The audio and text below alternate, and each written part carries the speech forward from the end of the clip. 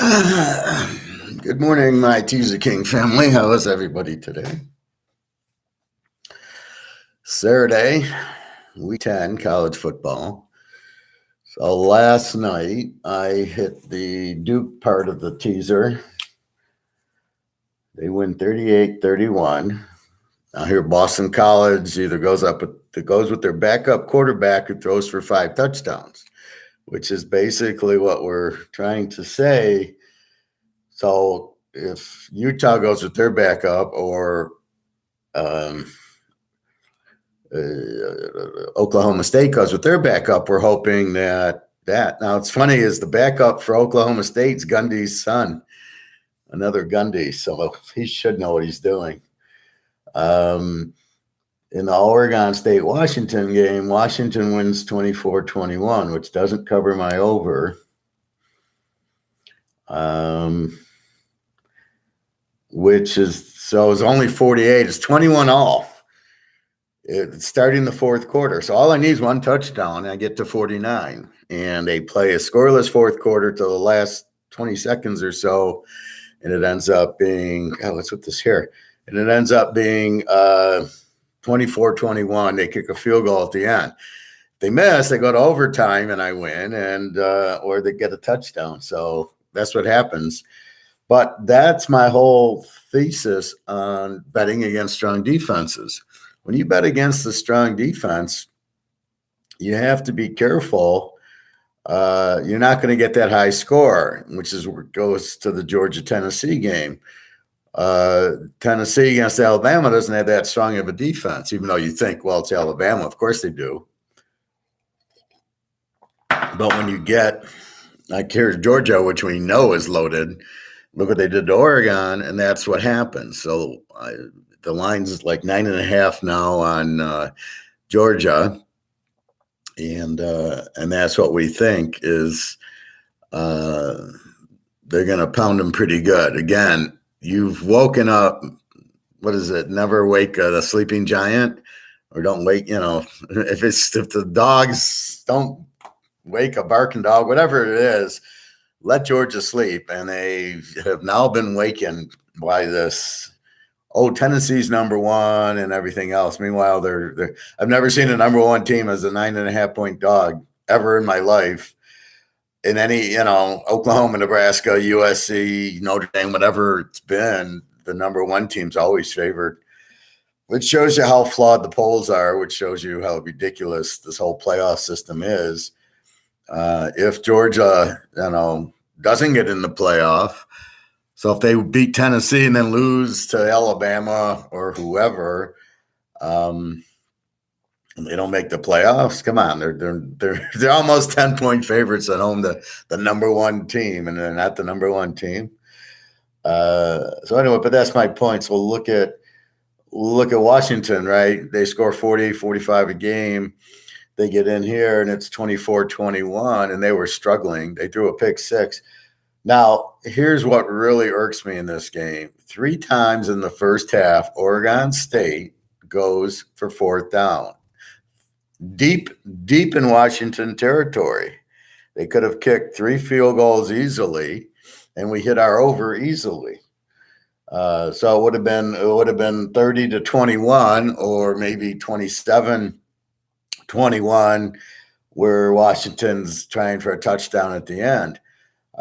Instead, they only get 21, and this is where it comes back to haunt you. You had 3 easy field goals, but for some reason, you went for it 3 times, and you didn't make it. So at what point do you realize, it's not that easy to get? I'm giving up momentum. I'm not getting my points.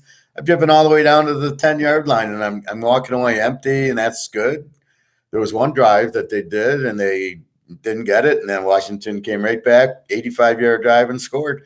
And that was the game for Oregon State. They had the momentum. They gave it up because of what? Going for it on 4th down for what reason? What name a good reason? Even if they get it, it's not like they scored a touchdown. They didn't need it. Kick the field goal is good. So, again, this is what's killing these overs are these 4th downs when they don't get it. And how many times do they get it? And then what happens when they get it? Probably they're just So if we did research, how many times did they go for fourth down and not get it? How many times did they go for fourth down and get it? And then how many times did they get the fourth down and get a touchdown? So in other words, just kick your field goal and move on. No, we're going to go for fourth down. Okay. A, we get it. Okay. And then do we get a touchdown from it? No. Oh, so we took the risk of giving the other team momentum and pissing them off to not get the first down, to get the first down, but not get the touchdown. And then I bet the final one is we went for it, we got it, and then we got the touchdown. I bet it's under 5%. I bet it's 1 in 20 where they actually get the first down and then get the touchdown. Otherwise, and then what point of it? Hey, Phil, I had Oregon State plus 10.5. It was a no sweat winner with the teaser. Was for you with Washington also, Professor, right? Books got crushed on the teaser tickets on that game. Well, the teaser one, I mean, you're only laying 4.5, and that's why they don't like the teaser. Now Oregon State had their backup quarterback in, but it shows you what a good defense. And as I was saying, Oregon State should have won the game easily. 3 times deep in Washington territory, they go for it on fourth down and get nothing instead of, if they kick 3 field goals, they win the game 30-24. Well, it's 30-21. And Washington plays a different fourth quarter where they now have to score. Before it was 21-21. Well, they got a pick 6. So I was kind of watching for the score, and it was 7-7, and then goes 14-7 on a pick 6, and then 14 all at half, and then 21 all. And, but see, that's what I preach about the defense, right? What happens? A good defensive team. Remember, they played USC 17-13. And then it was a lock against Washington State, 28-10. The 2 defensive teams play to a low-scoring game. And here you have a good offense against the good defense, and who wins? The defense. And that's my whole thought is the good defense can shut down the good offense. Well, that's what you got today. You got Georgia, Tennessee. You got the good defense against the good offense, and it's going to be just like this. The line's moving on Georgia. Everybody's listening to me, and then they're jumping on board. And then they take the credit. So let's give it another 5 minutes. Then we'll go through the line because Vegas, I think maybe they open at 6, but the betting's going to start coming in. So I want to catch the line movements. There's 2 games I'm specifically looking at. One is the Oklahoma State-Kansas game. I love the over in the game, but now I'm hearing Spencer Sanders might not play or he's got a banged shoulder. Well, according to Alex, he made the trip. So if he made the trip, he's playing. His arm's sore, but which arm is it? And then he's not on the injury list. And then I looked. So I looked on the receivers for Oak State. They got like 7 or 8 of them. So one guy's saying, oh, the 2 receivers are out. And this is where these guys bullshit you on the radio, right? BetMGM, and they're a bunch of idiots. And so the guy's saying, oh, they got running backs out and receivers out. And I looked at that. And, yeah, the running back is questionable, but he's not like superstar running back. It's not like Barry Sanders. And then a couple of receivers are out. But if you look, they have like 6 receivers with 30 catches. So not a problem. And remember, they're questionable. They're not out. And again, they're injured, but they're not out. They're just questionable too. The 2 linemen don't even show on the injury report. The receivers all are questionable, and a couple of them they don't even play much. So it's not like Jerry Rice and the rest. It's like you got 5 Jerry Rices. So 2 are injured. You still got 3 more. The key, Spencer Sanders being able to run, that's what he does. But again, they're playing Kansas, who doesn't have a defense. So that game, I'm curious. I hope he plays. And the other one's the Utah game against Arizona, which again, I like the over in the game. Arizona's going to put up 40, and Utah put up 40 if Rising plays. If he doesn't play, the backup played last week, and they won 24-21 over Washington State, which is a good win. Washington State's got a really good defense. But again, that was a 7 laying 1. And so in this instance, you've got if Rising and the boys play, then this will be a really high scoring game. If he doesn't play, it's different. So here's where the quarterback makes all the difference. In the Oak State game, the coach's son's the backup quarterback. So I don't know that you'll have that much of a drop off. And look what Kansas is doing with their backup quarterback. They're fine. I mean, Beans, he's getting you 40 points a game. So that's what you look for. So we'll give it another 5. We'll wait till 10:30. And we'll go from there. So anyway, so Duke wins. Duke was up 10, and late in the game, they kick a field goal to get it to 7. I'm laying 3.5. Easy winner. Again, they're laying 10.5. They win by 7. So again, if you play the game straight, you lose. Is it fixed? I don't know. But if we tease it down to 3.5, we get a winner. And that's why we tease, because it makes the odds on you winning far greater, right? So first of all, we do our own line. So, like today, let's see. Where's a meaningful one? Okay, TCU, Texas Tech. I got TCU minus 14 against Texas Tech. They got buried last week. They beat West Virginia at home, and then they get buried by Baylor, I think. And then I got them 14-point favorites because TCU is explosive and Texas Tech doesn't have a defense. Well, the line on the game is only 8.5. So I bet TCU again because the line's way off. But the odds on me winning TCU minus 2.5 or 3 versus the 8.5, where they could easily get the 10-point lead, the field goal, and they win by 7. See, that's what you always got to worry about. They kind of let down. The other team gets the late touchdown. That happened in the Michigan-Iowa game. Michigan's laying whatever, and they go up. It's 20-7. They get a late touchdown. It's 27-7, and Iowa backdoors it with a real late, meaningless touchdown to go 27-14, where you think, oh, they can score. No, they couldn't score. They just got Michigan let them score for some reason. 3 or 4 passes, and it was a touchdown with a minute left in the game. All of a sudden, Iowa could complete passes and drive because Michigan let down. And that's what you really guard against. And that's what the teaser, like here, the TCU 2.5, I feel very comfortable. It's probably a 95% that I'll win. Or if I'm laying 8.5, Tech could get that late touchdown, or could be a close game and TCU, wins by a touchdown. I'm not expecting it to be that close, but then again, you lose with the teaser at 8.5, and that's really the point of the teaser. It buys you that little comfort because the team wants to win, and you're not laying all the points. All right, let's do the line. So I am refreshing. It is 10:30 on 11/5, and So we got Army, we got Air Force 7.5, 40.5. Line hasn't moved. We've got North Carolina 7.5, 60.5. Line hasn't moved. Purdue 3.5, 39.5.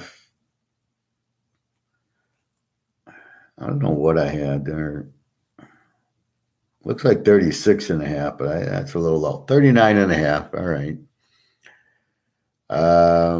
See, but if you got it early, and I don't know if I saw 43.5, the initial line was 43.5.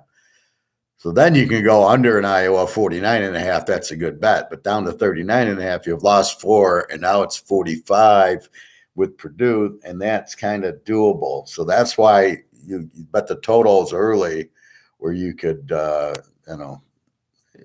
it's 4 or 5 points in an over under is a huge gain there. Minnesota 14.5, 44.5.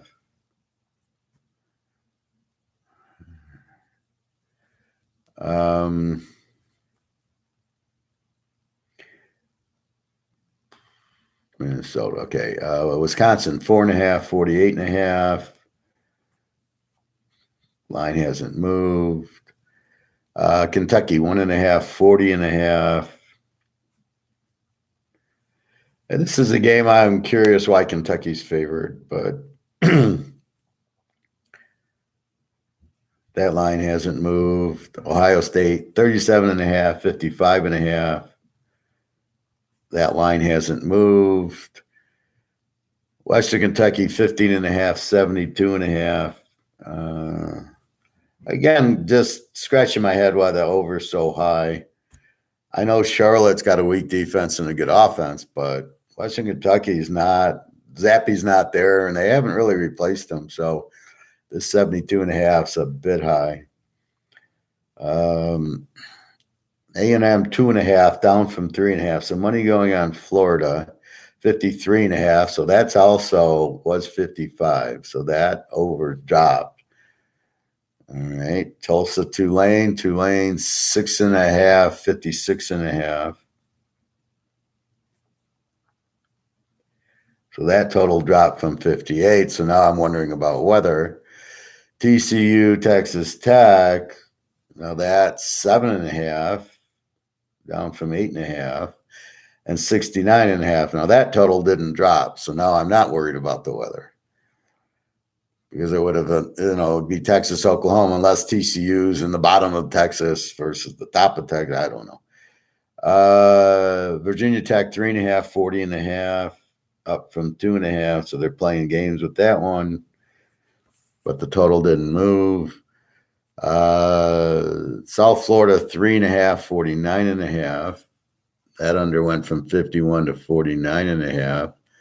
But the game's in Temple, so that's not near the Oklahoma tornado, if there is one.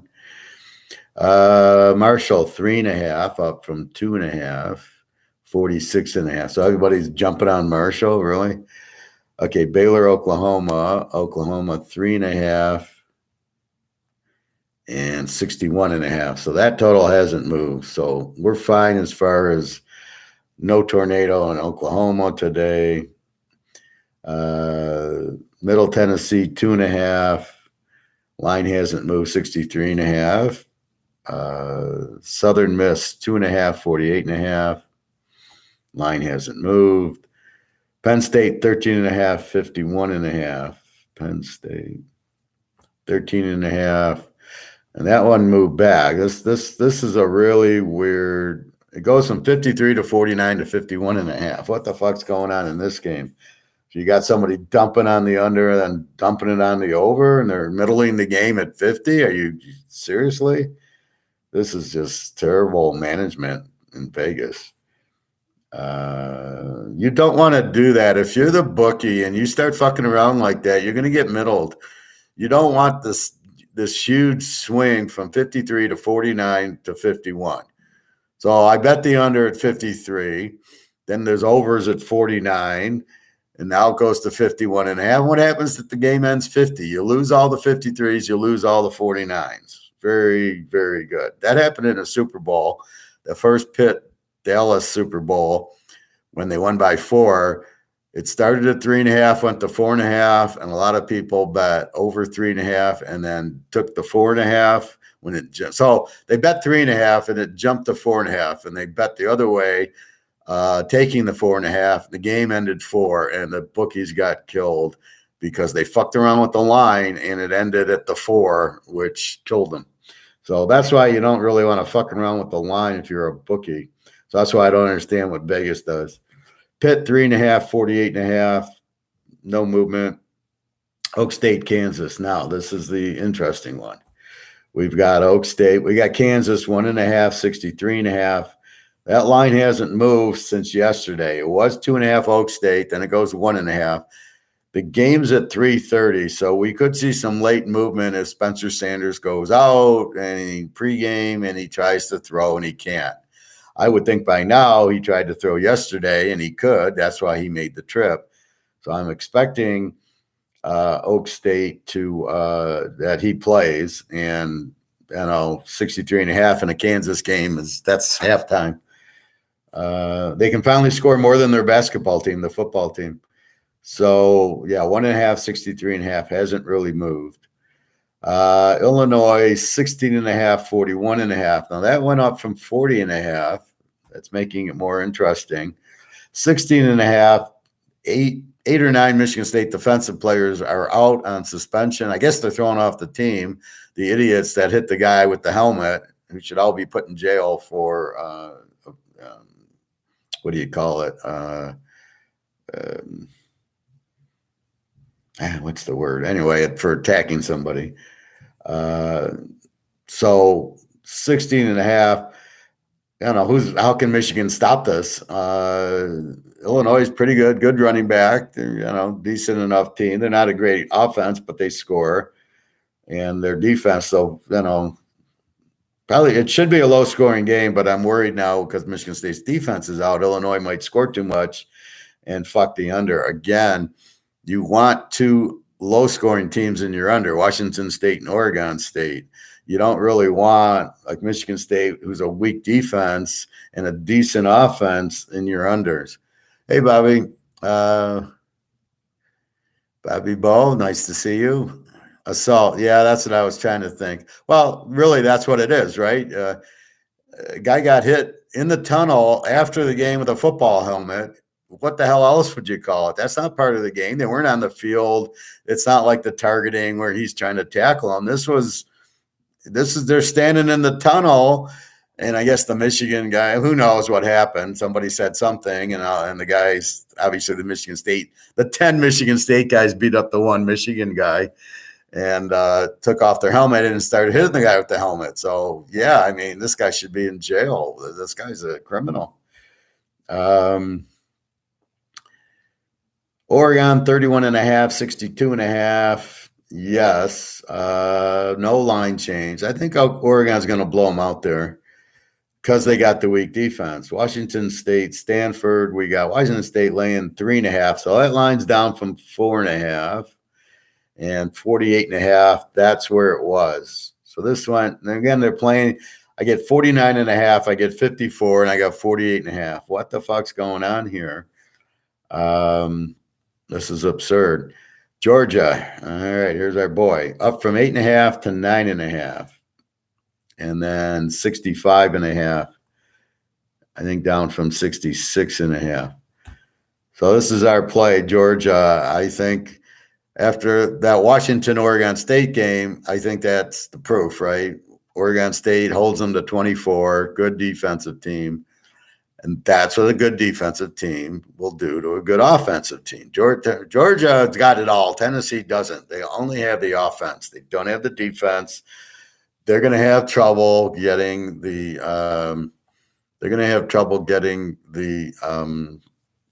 stopping Georgia, and Georgia's going to put pressure on this Tennessee guy like he's never seen. So look out for that, Bobby. Remember when Myles Garrett tried clubbing Mason Rudolph? He swung his helmet at his head, but lucky thing he missed, or he would have probably killed the bastard. And he probably would have been in jail for the rest of his life for doing that. Should have been prosecuted.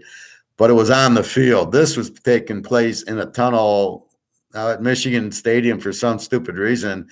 Both teams go out through the tunnel. I mean, it's like the same tunnel. Like they can't afford two tunnels. And I know the stadium was built in like the 1920s, but Notre Dame did that, and they changed it to two because of the Miami Notre Dame games with Jimmy Johnson, where they would kill each other before the game. So they made two tunnels, and so Michigan, they can't afford it with their $1 billion every Saturday.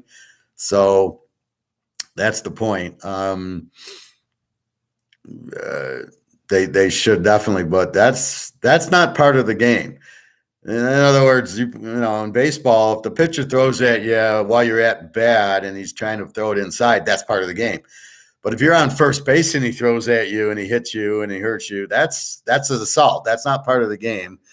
Or second base, whatever. If he throws at you and you're not batting, that's a problem. So that's the big difference. But yes, these guys should all go to jail. Then Garrett made up a blatant lie about why he did it. There was no reason that he could give to why he did it. I took off my helmet. Why? It's something in my eye. I couldn't, rub my eye. I mean, Jesus. Yeah, these guys. Now, keep in mind, football players aren't normal people. They like to hit and get hit, and that's what you're dealing with. So you're not dealing with an accountant, Mr. Nice Guy. You're dealing with a guy who likes to get hit. Like Herschel Walker always said, I miss the hitting that took place in football. So these aren't normal guys. They enjoy the hitting. So keep that in mind. All right. So Georgia 9.5, 65. That's your free play. Hopefully you got it in at 8.5. So all we're doing is laying 2.5. But I don't think it'll be close today. Good point, Professor. And not normal guys. No, they can't be. Well, they might be normal, but they like the hitting. UCF 3.5, 60.5. Again, they're playing a game. This one from 60 to 58. We're looking for the quarterback, which looks like he's playing. So I would say Plumlee's playing because this goes to 60.5. So in the Oak State game, we don't know, but the over-under didn't go. So there's no tornado. Nick's trying to warn us, but I don't see it because the line hasn't moved, which is good. I like Oak State and the over. Even if the quarterback doesn't play, the coach's son is the backup, Gundy. So I'm sure he'll do fine. It's against Kansas. Me and Bobby could throw for 35 points against Kansas without a problem.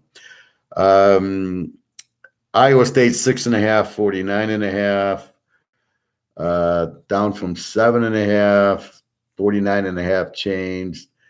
So, okay, a little West Virginia 7.5 action. All right. Utah State 14.5, 42.5. Hasn't moved.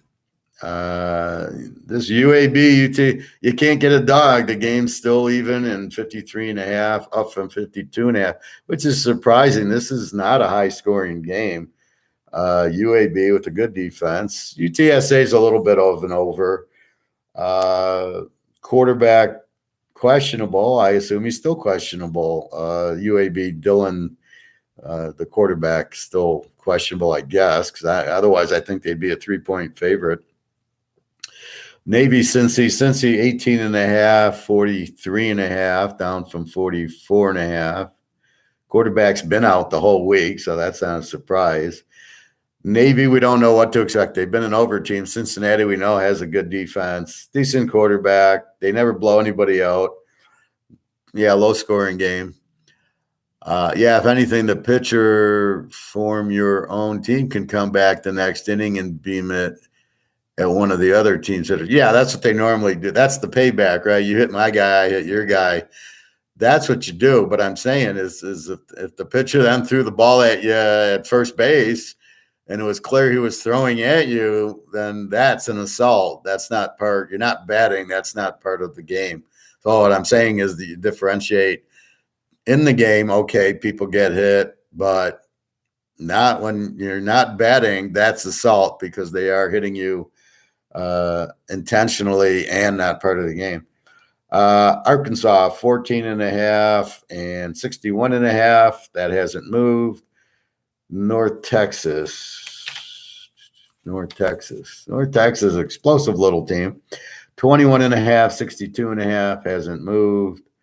Georgia Southern, South Alabama, Georgia Southern 3.5, 60.5 hasn't moved, which I wouldn't expect people jumping on that game. Troy 3.5, 43.5 hasn't moved. Lou Monroe 2.5, 52.5. Went from 1.5 to 2.5, 52.5 stayed. Texas K-State, Texas 2.5, 54.5 hasn't moved, which is good. So no tornado. I mean, you got to be, careful with the weather this time of year, but it'll show in the line. A line will move 5 points today if there's tornado. So I don't see it. Boise 7.5, 54.5 hasn't moved.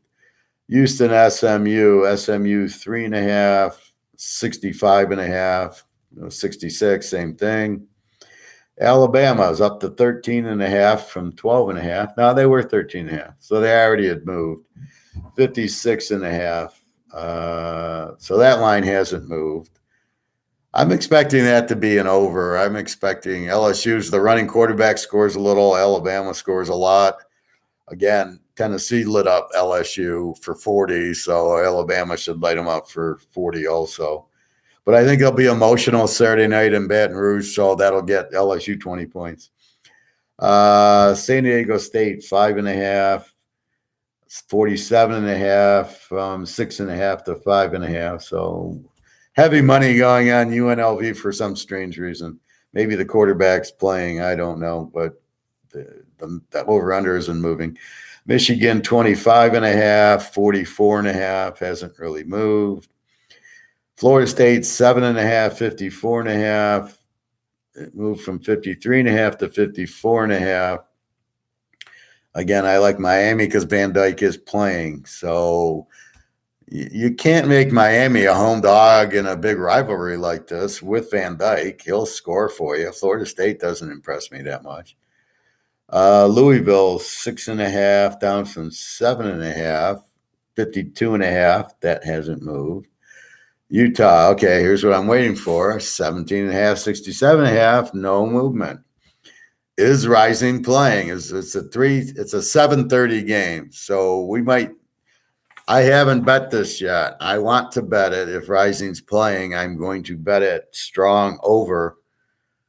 And I don't know what to do at this point. So this will be added for all my customers. This will be added probably about 3:30, 4 o'clock. Just an FYI. We like Utah over only if Rising plays. We will see the line move. This is a Rising line. 17.5, 67.5 is Rising playing. If the line goes to 14.5 and 64.5, he's out. And then we won't play it. Actually, we might take Arizona in the points.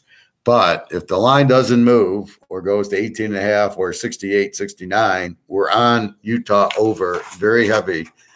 I would have locked this game but again, I don't see this. I know the other one last week, it was game time when Rising said, I'm not playing. Here we know he's injured. That's all I'm asking for. So now I don't bet it. And then once I know, then I'll play it if he's there. So if I'll let the line tell me. So if the line by 3:30 doesn't move, I'm assuming he's playing. And then I got to post it. Now, if I'm in Vegas, I'm walking at 7:25. I'm walking up to the line at Caesars, going, okay, I'm going to bet. Here's $2,000 on Utah over. But that I can do that. But I gotta feed my customers. They're hungry, so I got to make sure they get it. South Carolina, 6.5, 48.5, hasn't moved. Mississippi State, 12.5, 50.5, hasn't moved. Notre Dame, Clemson, 3.5, 43.5, down from 44.5, a little bit of underplay. See, now it depends which quarterback Clemson uses. If they switch to the other guy, not Oogle Boogie, they go to the other guy, this game's not under. However, Oogle Boogie throws too many interceptions and can't hit the broadside of a barn. He's Lamar Jackson Jr. here, this guy. He can't throw. He throws a lot of interceptions and runs. So if he plays the whole game, this game won't get near 40. If they bring in the backup, so if they're losing, they're going to bring in the backup. And then Dabo Sweeney's going to try to explain why he's an idiot. Well, Ooglia Booglia is our guy. Why? He sucks. That's like Mac Jones being your guy in New England. What the fuck are you doing? How stupid are you guys? Well, obviously very stupid. So we got, again, that's the free play, Clemson plus 2.5. They should, they'll their defense will bury Notre Dame. They lost to Stanford, really 15-14. Notre Dame loses to Stanford. Oh my God. Wake 3.5, 54.5, hasn't moved. Hard to see. Now this is the same as the Washington-Oregon State game, right? You got Washington lights it up, not against Oregon State. The defense dominates the offense, and you got it here. North Carolina State going to dominate Wake's offense, and you got to be careful. Just as Georgia's going to dominate Tennessee, just like your best. There really is no good defensive team in the NFL. It's all a bunch of garbage. But just like a Georgia, just like an Illinois, just like a Iowa State, Washington State, those you don't fuck with them. You don't bet them over, and you just, and they're going to, if you just keep betting those teams under, you win all the time. Colorado State, San Jose State, 24.5. Where are you, boys? There you go. 24.5, 44.5. Hasn't moved. Fresno State, 27.5, 61.5. Now this moved down this went from 58 to 63. Now they're playing games with it down to 61. Is Hayner really playing, or is it just bullshit? We will check the box score. And my final two boys, USC, lane 21.5, 60.5, hasn't moved, which I wouldn't be surprised it's a 10:30 game if it starts moving then. And then UCLA, of course, I bet this game. Of course, it's 10:30. I'll be up till 2 again. 10.5 hasn't moved. 66.5 hasn't moved. Now it moved since the beginning of the week. It was 61.5, which is when I think I bet them, which is why I bet earlier. Like, I analyze the games, Sunday. I look at the games and I go, oh, there's USC or UCLA, Arizona State. I love the game over. Let's see what it is. And whatever that first line I can get, I know it's going to move, right? It opens at 61. I don't know if I got it at 61, 62, 63. I immediately bet it. I immediately tell my family this is what's happening and go bet it. And then there you can see now it's 66.5. It's gone up 5 points. I almost did a 10-point teaser on the game because I got it in early on the over, and now the overs move 66. I'm not really worried about the line. I'm not betting the line. I'm betting points because I have full game with this offense. There's going to be a lot of points. Phil, you're lucky I'll be up till 3 a.m. tonight, and I usually watch the 12 a.m. Hawaii game when they are home, which keeps me up to almost 4. Hey, G, how are you? What game are we talking about? Well, we were talking about UCLA, Arizona State being liking it over and betting it early as soon as it's out. Like by now, it's already gone up 4 or 5 points. So if you bet it early, you've already got, it's a 10-point teaser. Where are you at, Phil? Are you in Hawaii, or are you West Coast, or you're just, well, no, you watch at 12, so you're East Coast. You're with me on the East Coast, but you're East Coast. Yeah, I mean, that's the problem, right? Games last night. Then you got noon, 3:30, 7:30, 10:30, the UCLA 10:30. And then if they who wants to watch a London game when it's two high school teams playing from London? It's never a good game, and even if it is, I don't think I'd want to watch. I don't think I want to get up at 9 to watch it after I'm up late for that game. And then you're looking at the 1 o'clock game, the 4 o'clock game, then Sunday night game, then Monday. Now the max on Tuesday, Wednesday, Thursday, Friday. It's too much. I can't watch all that. It just drives me nuts. I kind of like live sports at crazy late times, though. It's nice making money at 3 a.m. Well, I'm not arguing that, of course. UCLA, I don't care what time they're on, I'm betting the over. But that's the whole point of it. It just, if you watch all of it, it's too much. I mean, I need time to study. I need time to do other things. I got to update my stats and all that stuff. And just drawing, what? I mean, look at all the games I got to analyze. I mean, this is today's sheet. Look at all the games I got to analyze. Bring in their stats. Are they over or under teams? So there's a lot, and I need to be mentally sharp. And if I'm watching football every day, so I just go to YouTube. Like Sundays, I'll go to YouTube and watch the 20-minute Minnesota-Miami game and go, oh, what happened? It's too hard because they go to too many commercials. between the injuries and the reviews. The review, I was watching an old John Madden game.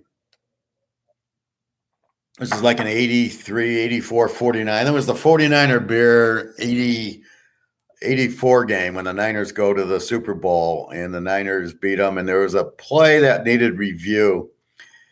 And the guy, it was a fumble or something. And it was John Madden, Pat Summerall doing the game. And, it's like a minute. And John Madden goes, "What's taking so long?" Boom, he fumbled. Boom, that was recovered. "Why is this taking 5 minutes to do it?" And he was upset that it's like you're delaying the game. And it was an obvious, the guy fumbled, the guy recovered. Why are we even reviewing it, more or less? And why is it taking 5 minutes? And now they get to the point where they go right to commercial for 5 minutes. What the fuck is that? It's like watching, you ever try going to the movies and they're going to interrupt it for 5 minutes of commercials in the middle of a key scene in the movie? Are you insane? And that's what they're kind of doing. And it ruins it. It's like, I can't get into it because you keep taking me out of it. And they don't understand that. They think the money's there. So people will watch because they're betting it because it's BetMGM and DraftKings. It's like, I don't need to watch it. I didn't watch the Washington game. I woke up 24-21. Okay, that's what happened. If I want, I go on YouTube and I watch the highlights for 15 minutes. We are in the middle of 27 straight days of football between the NFL and college. I heard someone say last week, so plenty of opportunities. Well, you got Thanksgiving, right? And that whole Thanksgiving week I love. I mean, you have Thursday, you got the 3 pro games and a college, and then Friday's loaded with used to be Nebraska, Oklahoma, and all those guys. The Texas game, and then Saturday's regular, Sunday's regular, Monday night. So Thanksgiving was always good, but you had good games on, and you always had the Lions. So I used to go when I was a kid. One of my dad's friends owned a steel company, and he'd get tickets, and so I'd go, like when they were at Tiger Stadium in the 60s, I would go Thanksgiving, and it was always kind of cool to go. And, it's 1:00 on Thursday and you're at the game, and, they'd always lose, but it was nice to go. We never rooted for them anyway. But that was kind of cool, Tiger Stadium. But now I'll never go to Ford Field. You'd have to pay me to go watch a Lion game because they suck so much. Bobby, yeah, and they review every single play. Well, in college, they review it, but they don't stop it, right? They're just, and really, do you need to review every play? And then I love when, well, you can't review this play. There's something that happens, right? And that you can't review that play. We can review everything else, but that play, like, what the fuck? They tried to review pass interference, and then they said, no, we're not. We need to. That's how we fix the game, so we can't review that. And if you notice, they stopped doing their the review on the pass interference from the New Orleans Minnesota game. It was so obvious, but obviously they needed that call for Vegas, and Vegas needed it. They will have to give the professor 2 ounces of gold to step into that Lions Stadium. Well, maybe more. 2 ounces of gold, yeah. Now, I get an email this morning, and it says George Bezos, the owner of Amazon, sold like $1 billion worth of Amazon stock. And I go, oh, here's the reset. He's getting out of the market. But it was an advertisement, and he's buying something else. So he's selling, supposedly, which I don't believe, he's selling out of Amazon to buy this other one. Well, that doesn't make any sense. If the market's about to crash and you're getting out of Amazon, you're not buying another stock. So I just junked the email. I thought it was trash. At first, I was like, okay, here we are. He's selling his Amazon. So let's see if Amazon actually goes down. I don't know. But I didn't buy any of it. So that's what we see. So again, the free pick is Georgia, and we're betting defense there, and Clemson over Notre Dame, and we're betting defense there. G, what's the free pick? I just told you, G. Clemson and Clemson and Georgia, the free pick. Yeah, the 401k thing been on my mind all week. My fear is, are you going to be able to get your money out of your 401? So you got 500,000 in your IRA in stocks. What happens when they reset? Does the money disappear? Does it turn into 200,000? Is it gone? This is what I'm pondering because I got money. I took some out to buy more gold, but then I still have some in there, and that's kind of my ace in the hole. And I know, well, I got that. I can take care of the girls with that money, and until the gold and silver start going through the roof. And so that's pondering me too, is do I take another, chunk of the money out, but it's going to hit my tax return. That's why I'm kind of not doing, like if I can wait till Jan 1st, but I don't know if I can wait. I know it's going to come. I just don't know. My thought is, are they going to fuck up Thanksgiving and Christmas for everybody, or are they going to wait till January to fuck everybody up? This is what I don't know. Benzo's made by Commanders. Good. He can change the name back to Redskins, so we know who the hell it is. Bobby, yeah, I like those picks too. Georgia Clemson should get it done. Georgia's gonna kill them.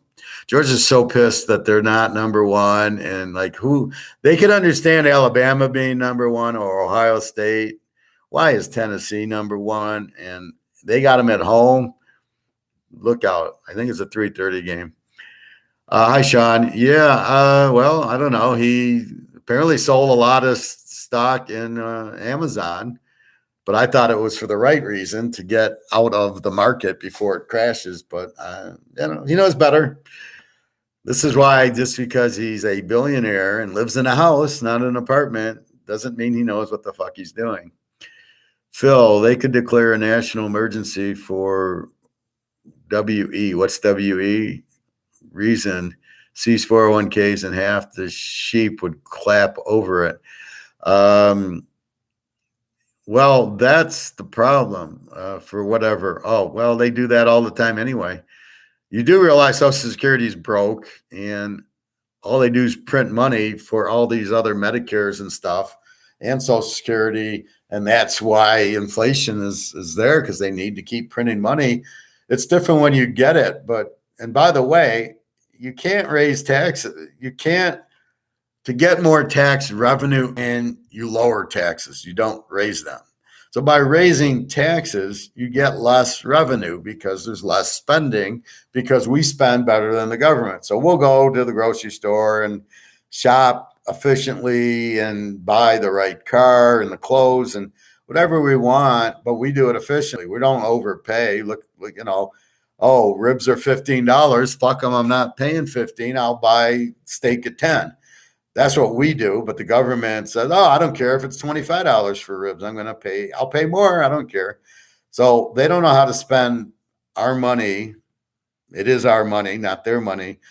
They don't know how to spend our money efficiently. That's why when they raise taxes, it's a domino effect. When they lower taxes, we have more money, and we have more money to spend efficiently, and we go to the stores and we shop. But if we get taxed at a higher rate, we have less money, and the stores get less money. So they pay less in tax also. Then they start laying off employees who they pay less in tax. So it's a whole vicious cycle. When you raise income tax, you get less tax revenue. The only way to get more tax revenue is to lower the taxes and let us do the spending, instead of building roads and schools for the 1,000th time. Oh, we're going to put more money into school. You know who gets that money? It ain't the teachers. It ain't the kids. It's the admins. It's in Washington. It's a fucking joke. I mean, the whole thing needs to be blown up. Follow the damn Constitution and we'd be fine. We'd be on. If we're on gold, this would never happen because you couldn't do it. Bobby, yeah. Well, Bobby, here's my thought. Okay, now you're gonna have to pay tax on it, so I gotta, tell you that. But it depends what you do with the money. You can't put it in the bank. So if you're gonna take it out, it goes into your safe or goes into gold and silver. It doesn't go into a bank because that's what you're trying to avoid, getting stuck in a bank where you don't have, and then they do this, what Phil's saying, and then you can't get your money out, which is what I'm being warned about, which is what I'm warning you, especially you, Bobby, get your money safe. So I don't care if you put it in a safe at home and you put $1 million into your safe, at least nobody can take it from you. Unless they come in and rob your house. They're not, the banks are going to say, sorry, we need your money. We fucked up. And they'll blame Russia. Well, it's Russia's fault. It's Putin's fault, but we need your money. That's why I don't have anything in the bank but a few thousand to pay rent and some, when I go to the grocery store and stuff like that. Gee, sorry, TK, I got a phone call. Can you repeat the free pick? Well, I'm supposed to be top priority when you're on my show, G. The free pick is Georgia Clemson. That's your free pick. Phil, in my area, when they have school referendums to raise property taxes for them, they get voted no. Then they do a revote and get a yes, but they never do a revote when it's a yes the first time. Glennie is Clemson, Georgia. Yep. Bobby, I was going to go to a metals route. Thank you, Phil. I was going to go to,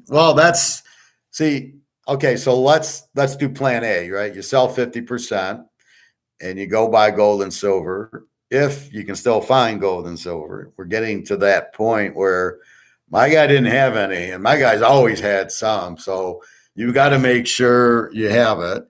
Number one, I think you can still get silver, but I'm not, gold's getting real tight.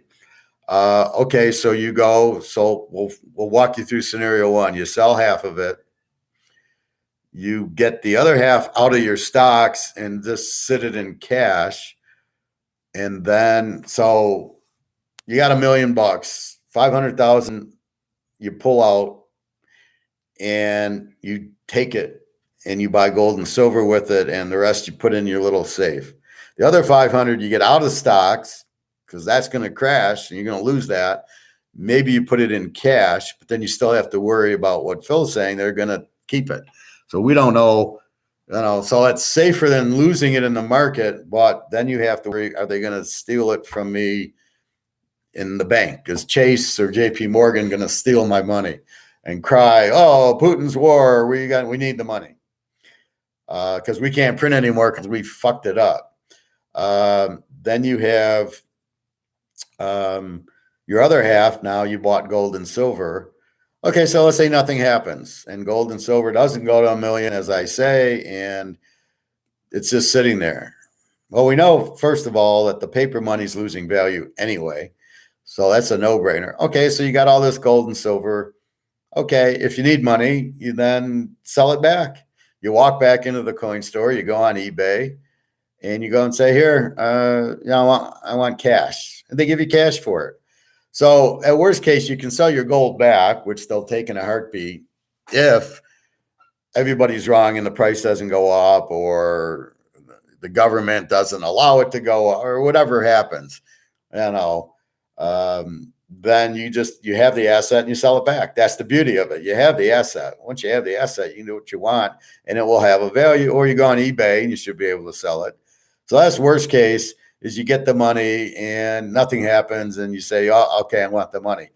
But that's why you got half of it in money and the other half in gold, silver. So you can wait on the gold, silver, and you can, and then the rest is in your safe. Well, it's all safe. If the bank says, sorry, bank run, you can't have any more money, and then they want to fuck us all over, you're fine. You got the money in your safe. And you go pay your bills and you lose the other half because they take in our money. And that's your biggest risk is to lose it in the market's your first risk and the bank stealing it is your second risk. That's why you put it in gold and silver, and that's why you put it in your safe. So if you don't even want to put it in gold and silver and you just take the $1 million and you put it in your safe, it's safe there. I mean, nobody's going to get it, and the banks can't take it from you. They don't have it. And of course, you buy gold and silver. Maybe you buy diamonds. Maybe you buy a Picasso, whatever. You buy an asset, right? And then that's your protection. But I don't recommend buying Bitcoin with it because that's not an asset. So that you would lose on. That'd be like keeping your money in the stock market. So you don't want a lot in stocks.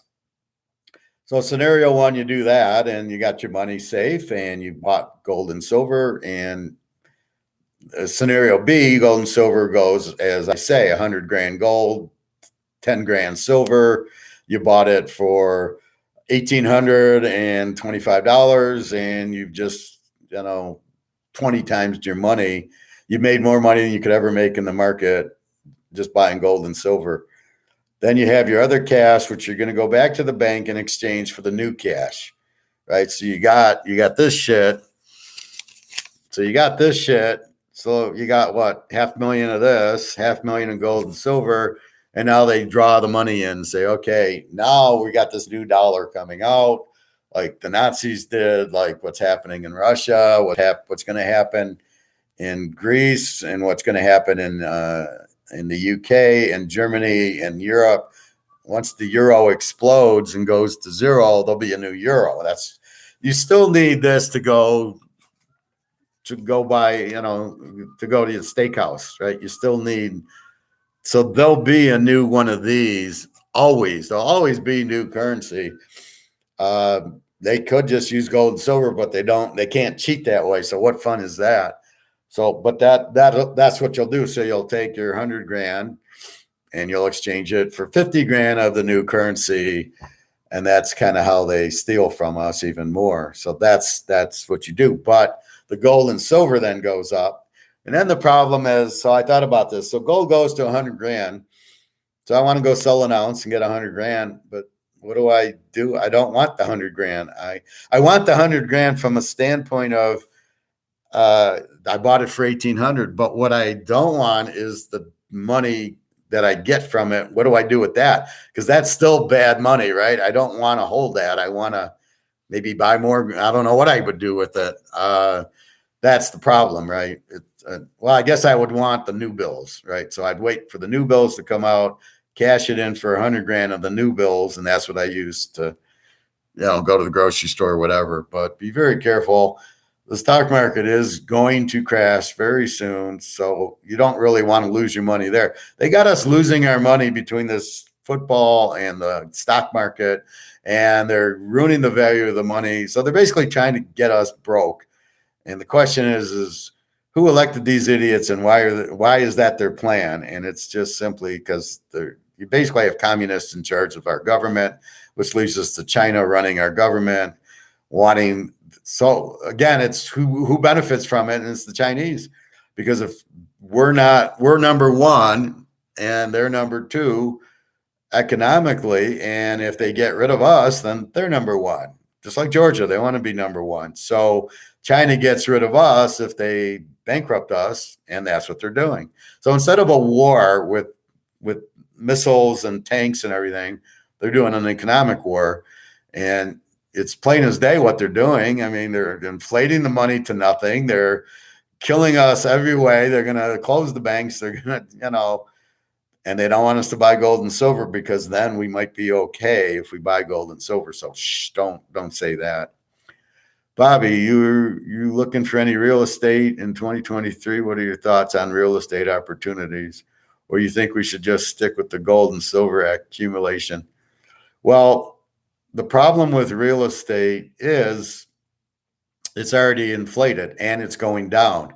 So if I were to buy a $500,000 house tomorrow, it's only going to be worth $200,000 next year because interest rates going up because of the inflation. Now the assets should go up, but it's already gone up, right? So I'm buying a $200,000 house that's now worth $500,000. It's going to go back to $200,000. So I don't want to buy a house now.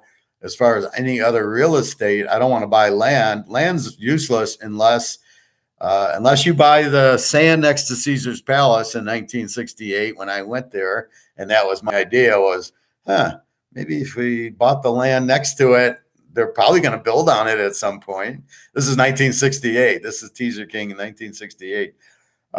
So if you get something like that, but otherwise just to buy real estate, it's not a good investment. A house is a good investment because it's an asset, provided you can afford the payments and it's not too much of a problem. So that's what you want. So no, I wouldn't buy a house now. I'd rather own the gold and silver, and then I'm going to buy a house with the gold. So there'll be a nice $500,000 house. I'll go in with an ounce of gold and say, here, the guy will take it, and I'll buy a house with the ounce of gold. And then after the shit's hit, it's like asking me would I buy stocks down? I'd say no. Let's wait for the crash, then we'll buy if we want to. But I'd still rather have the gold and the silver because they can't go down, and they are real money. And believe me, they are incredibly highly demanded. And as we see, the more demand for my Canadian club, the higher the price. And so what you're saying is, well, will there stop being a demand on this? And I'm saying, no, there'll always be a demand for gold. There'll always, because everybody in the East, China, Russia, India, know the value of gold, and they're buying it like shit through a goose. So they know the point of the gold. So therefore, it'll always be a big value. And the reason it's not now, we're lucky, is because JP Morgan's doing these derivatives. But what he's doing, and if you watch my next show, 98, I'll show you. What does he talk about? He says that the banks are freaking out, and they're buying physical to cover their derivatives that they're all going to get fucked on. So let's see.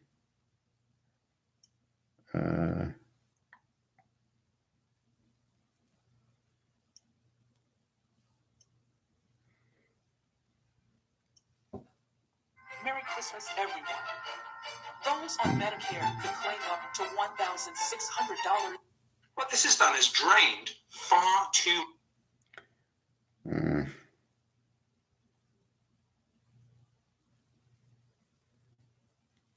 All right, well, here it is. It's Kinesis money. You can see that, and it's number 98, which just came out. So you want to watch this, but what he's saying in this video, you got it, Bobby? Anybody else? It's Kinesis 98. He does one every Friday, so then he'll do he did 97 last time. So what he's basically saying is the banks are fucked. They got all these derivatives that they're betting gold and silver to go down, which it's going to go through the roof because it's being held down, and they're all fucked. They're all going to lose trillions of dollars. They can't sell their derivatives. So what they're doing is they're buying physical gold and silver. So when it goes up, it'll offset the losses in the derivatives, and there's no gold and silver left. They're buying tons of it, as much as they can, but they're stupid. They're buying it to cover their derivatives. We're buying it because we're getting out of dollars, and we're buying the thought. But will the real estate seller take the physical coin, or will he have to sell our metals first, then purchase the property? All right, Bobby, a second.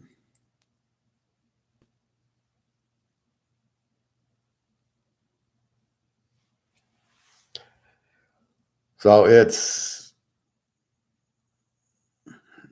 that's the video, number 98. It's on Kinesis. I got comments up.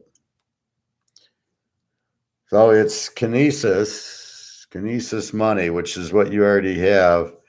And it's the live from the vault. And he's a banker, but he's kind of an economist. Live from the vault, Kinesis, number 98. You got it, Bobby? Hey, Alex, good morning. So I don't, so what he's saying is the banks can't get rid of their derivatives, and now they're buying the gold and silver because they realize the price is going to go to the moon. They're going to get fucked with their options, and they're going to lose trillions. But if they offset it with actual physical gold and silver, then they're fine. No problem, Bobby. So Alex, I checked Oak State line as of 10:30, and it hadn't moved. So I assume he's playing if he made the trip. I assume his arm hurts. He'll take the needle and he'll play. And I looked at the backup as his son, the coach's son. So I'm not really worried about that. We saw what the backup did in the Duke BC game. The backup threw for 5 touchdowns. All of a sudden, BC found an offense with the backup quarterback. And Duke won 38-31. Again, thank God for the teaser. I was 9.5 down to 3.5. Oregon, Washington, we're going to say Washington goes 21-all. They kick a field goal at the end instead of scoring a touchdown. And because Oregon State went for 4th down 3 times inside the 20, instead of kicking 3 field goals, we don't win the over. Again, with these stupid 4th down calls, like, Jesus Christ, it's killing us. The backup sucks for Oak State. Well, it's the coach's son. He'll be all right. Gundy was terrible when he came in to release Sanders last week. Well, yeah, but no, he wasn't prepared. Now he knows he probably will be playing. Now, what's funny is I don't think I saw that in the box score because I looked. I said, why did they get shut out? But again, that was against Kansas State, and they were blitzing them. This is against Kansas, who don't have a good defense. But hopefully Sanders plays. I haven't seen the line move. Let me check the line one more time. It's been an hour, and we'll see.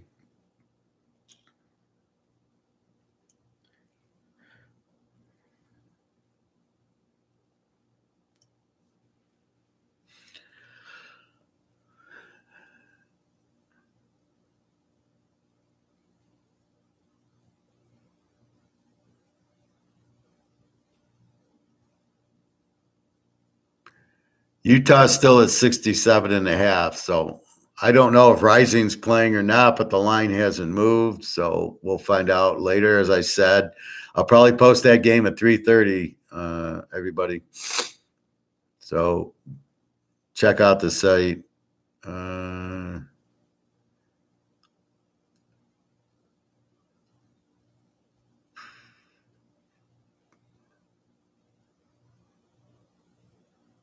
All right, where is this game? Okay. Kansas is 1.5, 63.5. And it hasn't changed. It's still 1.5, 63.5. So I assume Sanders is playing. I'm not seeing the line move. Both quarterbacks, Daniels and Sanders, are uncertain. I don't care about Daniels. Bean's fine for Kansas. Sanders, he made the trip. Now the question is he going to go out in pregame and see if he can throw or not? If it's even his throwing shoulder, it might be the other shoulder. I assume it's the throwing shoulder. It wouldn't be an issue, but Baker Mayfield played with the same injury, and for the Browns, so he had a hurt shoulder all year. I can see Sanders playing. It's a big game. We need the over. Come on, we need the over, Sanders. You got to be out there. Nebraska. Well, even when he plays, he sucks. So Nebraska, they're probably a good under today. Where are they? Minnesota 14.5, 44.5. Yeah, that's an under game anyway. Absolutely. So again, the free pick is Georgia and Clemson. Again, I got 6 locks going. Well, I might have another. I might have Utah if Rising plays, and I don't know what's Rising. Is there anything on Rising for Utah, Alex? He's the other one that's questionable, which is key. If he doesn't play, we're not doing it. No Rising news. So he was ready to go last week, and he pulled out the last minute. He's listed questionable. The line hasn't really is reflecting him playing. They're laying 17 and 67 is a rising line. So, like I said, I'll give it a little bit, and then I'm going to go with Utah over if assuming he plays, and I am going to assume he's playing this game. Utah, is this the night game?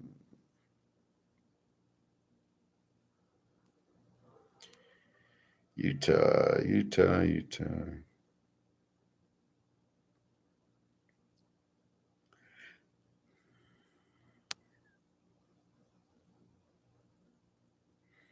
Utah's a 7:30 game.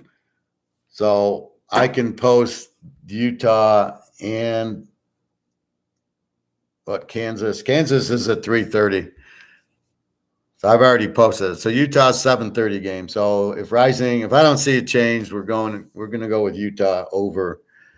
And I got a good team to put them with. Anyway, so Bobby, so for your questions, what I'm teaching is to protect you, right? So if you leave your money in your IRA and your stocks, you're going to lose. The stock market's crashing, so you're going to lose your money that way because of the inflation.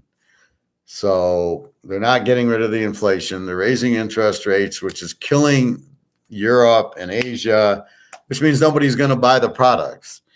So, Alex, you asked about Apple yesterday. Who's going to buy Apple? Well, I assume Europe and China and Russia buy Apple. I know girls in Russia always ask me for Apple phones. So who's going to buy them if the inflation and they're all getting killed? Do you think they got money for a phone? So sales have to drop, just for example. And Amazon, Bezos sold $1 billion of his stock to put into something else. I got who the hell knows, and I don't even know if it's real. It's some stupid email. So you can see what's happening, and there are buyers. We're global. We're not just U.S. And that's what you want to be, is global. So we'll see what happens. Anyway, we got kickoff at noon.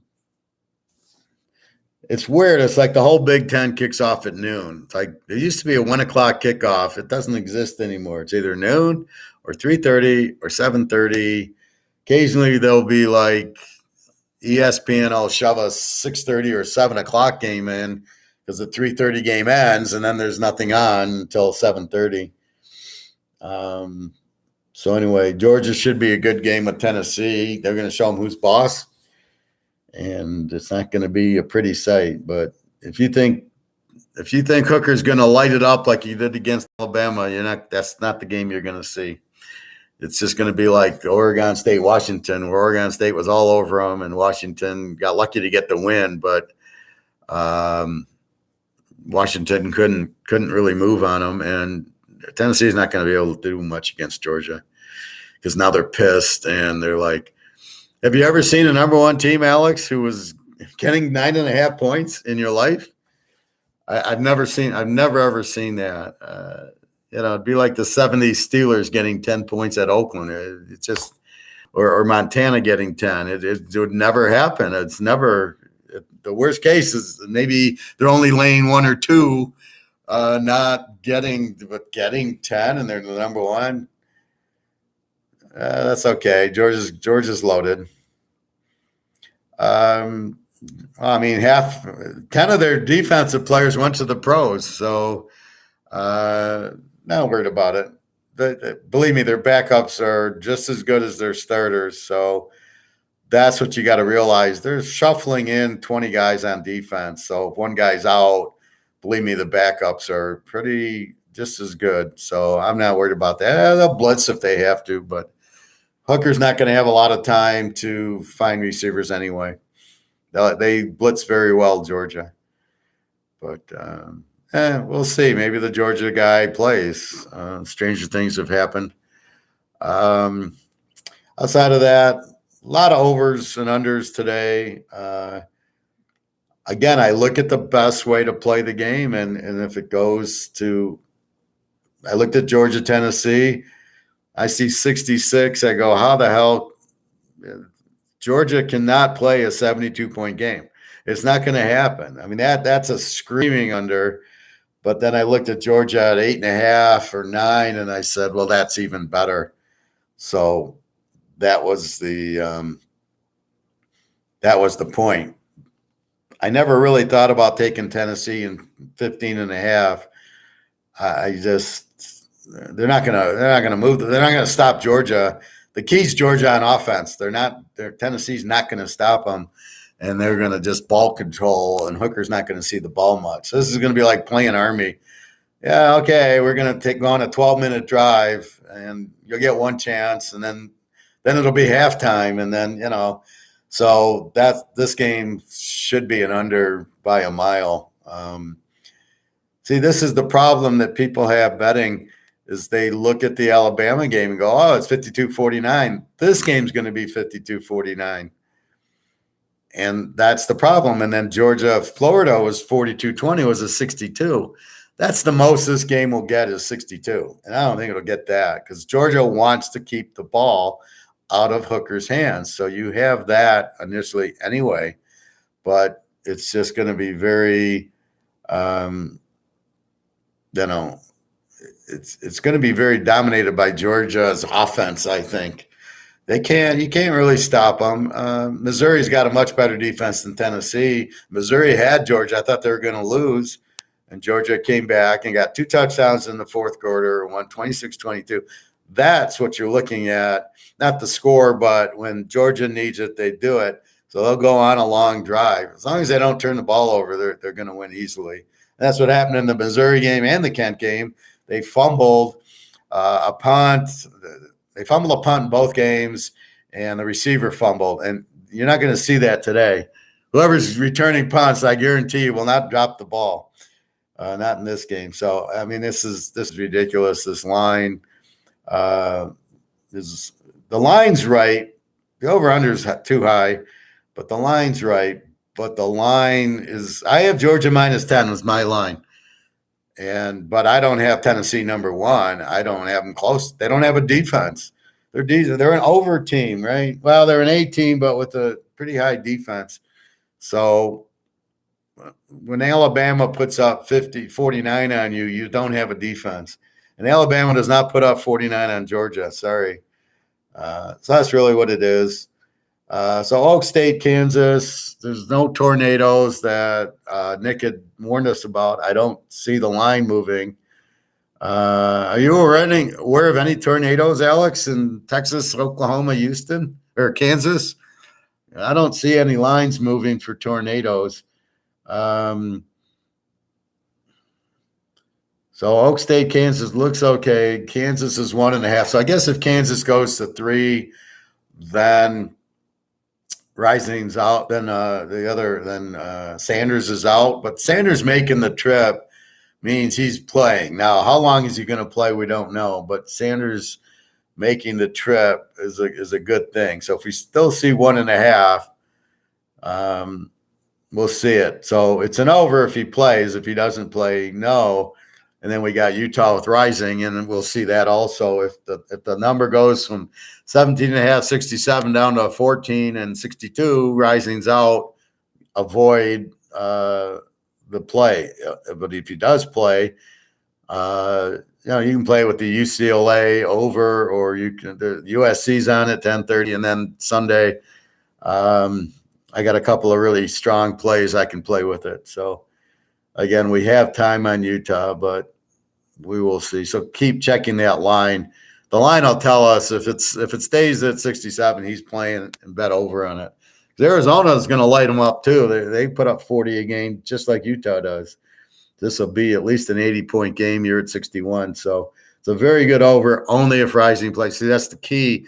Is the quarterbacks. You have your quarterbacks, you can get an over. When you don't, that's where you get the unders. You have these great defenses. That's why we lock Georgia under almost every week, because you can't score on them. This year they've been sleeping through it and still covering the under, I think, on every game. But there was one game they went over, and I thought they went over last week with Florida, but they didn't. It was 42-20. I go, I lost that, and then I realized I had 63. And it was 62, so I made the under. But here, it's more attractive to take Georgia laying the 2.5, 3 than it is to go under 72. Believe me, it's very attractive to go under 72 in this game. But Georgia will put up 40 at least. And they're starting to roll, and this was what they needed to wake up. And then they'll roll Alabama in the championship game. And then nobody, them against Ohio State might be a good game, but Ohio State doesn't have the defense. Michigan doesn't have a quarterback. The only team that could possibly beat Georgia, I would say, is a UCLA or a TCU type of team. But they're really similar to Tennessee. They don't really have the defense. So I don't know. Maybe Clemson with the backup quarterback in that defense could give Georgia some problems. That would be about the only. Not with Ugly. Clemson has no chance. I don't know. Maybe maybe UCLA, but they don't really have the defense. Who's the best? Utah. Utah probably with Rising would give them problem. They'd have problems with Rising, I think. And Utah's got a good defense against weaker teams. But I don't – maybe TCU, they don't have a good defense either. I guess Ohio State would give them the best game. I don't know, a team like Oregon State, but they don't have the offense. But if Oregon State had the offense they did last year with the defense, Washington State would give Georgia problems, but they don't have the offense. But they got a great defense. So a great defense will shut down. Well, that's what Missouri did. They shut them down, and then Georgia had to struggle to win 26-22. So that's what it takes. But all these other – my Oak State, my Baylor, my TCU, they don't really have those shutdown defenses. That's why we bet them over every week. That's why we win with them 90 times out of 91, except for last week now we know why we lost the Kansas State Oak State game, and we know why they got shut out. The quarterback gets injured. That's really the only way we lose these overs is the injury. I mean, if the quarterback gets injured, you're fucked. That happened in the USC Fresno State game when Haener hurt his ankle. And I will be very curious if Haener plays tonight. Apparently he's playing, but I still doubt it until I see the box score. He might be trying to play, but maybe he didn't break his ankle, but that was only a month ago. It was late September, so I don't know that he's recovered to play. So I'm not playing till I see Haener in the box score. Then I play Fresno State again. Anyway, I think that's about it. Anything else? Any other questions, comments? So that's college.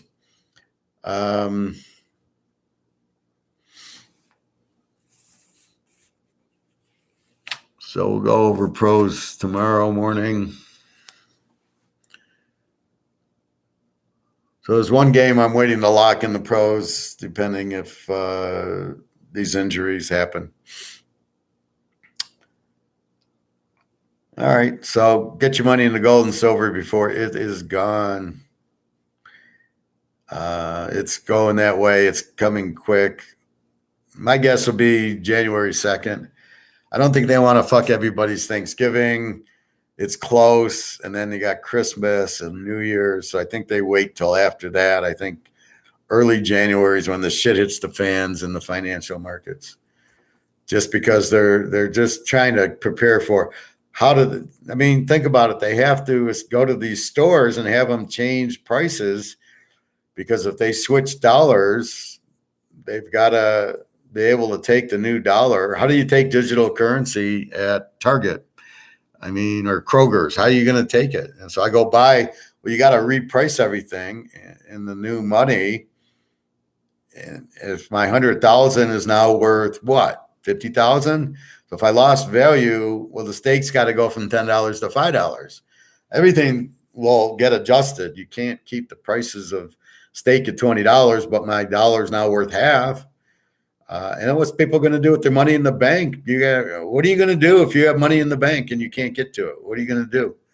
So this is going to be a major shitstorm, and then you got to get prepared for it. Anyway, that's what's happening. Good luck today. Noon's almost here. We got 20 minutes. So keep an eye on that. Keep an eye on Rising.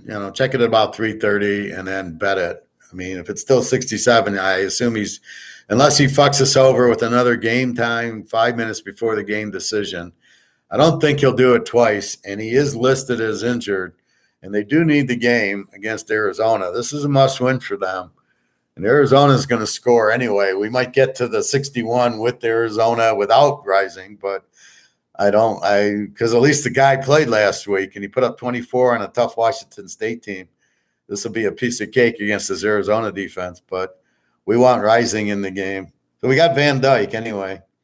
So I did take Miami with Van Dyke, and I played it plus 13. I didn't play the over-under, which I know is surprising because normally I like the over-unders, but the over-under in the game is 54.5, and I'm like, I don't know. Miami's got a pretty good defense, as does Florida State. So this isn't really with Van Dyke. Maybe it's an over, but I think without Van Dyke, I was going to go under. But with Van Dyke, I don't know that. I think I'm more comfortable with the 13 than the over. Anyway, well, good luck today. And that's the line movements. We're trying to do injuries, and we just don't. Again, we can't bet Spencer Sanders. We just don't know, but we did find that out. Again, why isn't he listed as questionable on covers is I don't know. And that's what really pisses me off. I'm doing my due diligence, right? I'm checking the injury list first, and then I'm making the bet. And if he's not on there, I assume that, but then I wonder, why did the line go to 1.5 Kansas? Now, I also wonder, why didn't it go 7 Kansas, right? So if he's out, then that line should move a lot more than 2 points. So now I'm really worried, really praying I see Kansas State or Oak State -1. If I see that, then I'll be really happy. So that's what I'm looking for more than anything else, is to see Oak State as the favorite again. So if he plays, I think they'll go favorite. Then we'll know he's playing, and then I'll feel a whole lot better about the over. So again, these injuries that aren't listed is really pissing me off, because we need to know that information. It's like insider trading, right? Oh, well, we know it, but you don't. Well, wait a minute. I should know the same thing you know. And so that sucks. But I would assume Rising to be playing. If this line's still 17.67, that's a Rising line. So I assume he's playing. And I assume that Sanders is questionable, but hopefully Gundy, being the coach's son, has a little bit more of what he needs to do. Otherwise, that'll be a rough game. Even though they are playing Kansas, and Kansas is in the 40-40 club, I still think that's a tough one. All right. Any other questions or comments? Let me know. I'll give you another couple minutes. And then time for the noon game and lunch. And we will go from there.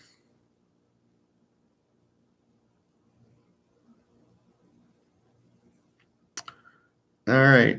Buy your gold and silver to protect yourself. And that, Bobby, what's for lunch? An omelet. Well, I got some tuna, which I'm saving for the famine. It's I joke. I look in the freezer. I got a bunch of meat and chicken and frozen veggies, and I got spaghetti. I bought popcorn, and I got tuna for when there's no food. And I just joke to myself, "Oh, this will last me about a month, and then I'm dead." Because once I eat that, and that's going to be the end. I just think that they're going to get expensive because, again, I saw diesel at $5.65 a gallon. That's Michigan. I assume in California, it's a hell of a lot more in New York. Well, Bobby, you're in Florida. What's diesel price now? Is it $5.75 like it is here? Probably. I think we're pretty close. But that's going to raise prices. But see, that's really not inflation. Not sure what I'm having. I'm getting Chinese for dinner. I go to the best Chinese restaurant in the whole country. There's no MSG. It's not fried. It's woked. I get General Chow, and it's absolutely fabulous. It tastes good, and it's healthy. And I get it like every week. I go get the General Chow dinner. I don't get this combination because I don't want the rice and the egg roll. So I get more chicken that way, and that's what I want. And it's good for my diet. So anyway, just preparing for Tuesday. I'm leaving. I don't know what time to leave for the airport. It's a 4:20 flight. I'll probably leave at 1:30 or 2 because I don't really care. Although where I'm going is not usually too crowded, and I can't imagine a 2:00 flight being so crowded. And I just hope my carry-on, I bought a new duffel bag and a carry-on. The carry-on will go over, the others should go under the seat. I'm just hoping it's not too big and they won't give me a problem about it. Diesel is about 350 out here. Well, it just went to 550, so you better double check. Because if it's 550 here, and I just noticed it yesterday, it's going to be 550 where you are. And there goes prices. And again, that's probably the true price. Well, I don't know what they're doing with diesel. I assume it's part of the plan to get the cost of everything up. And then they can blame the Russians. That's a great excuse. We'll have a war so we can blame you. And Putin's getting shit on because he can't spend his gold in Switzerland, and he's getting all these sanctions, and they're blowing up his pipeline. So they got to buy American oil at 5 times the price. I heard that. I just couldn't believe it. So here comes the Americans to the rescue, and they're charging them like 5 to 10 times the cost of the oil that they would charge. That's what they're charging them. Amazing. So they're just screwing Europe over. I'll have to have a talk with them when I'm there. I'll go talk to the Portugal people. I'll get them on gold and silver, and we'll be the only surviving country. Anyway. All right, I'm going to get off. I think we're done with football. Bobby, you can email me if you want to have some questions. www.teaserking.com. Good luck, everybody, today. And let's pray for Rising, because that's an easy over if he plays. Otherwise, you can't play it. So if it goes 14-64, just wave at it. But if it stays 17-67 and Oak State goes back to favorite, then there's your play. All right, everybody. Have a great day. Thank you very much and appreciate it. Bobby, take care. Alex, take care. All right.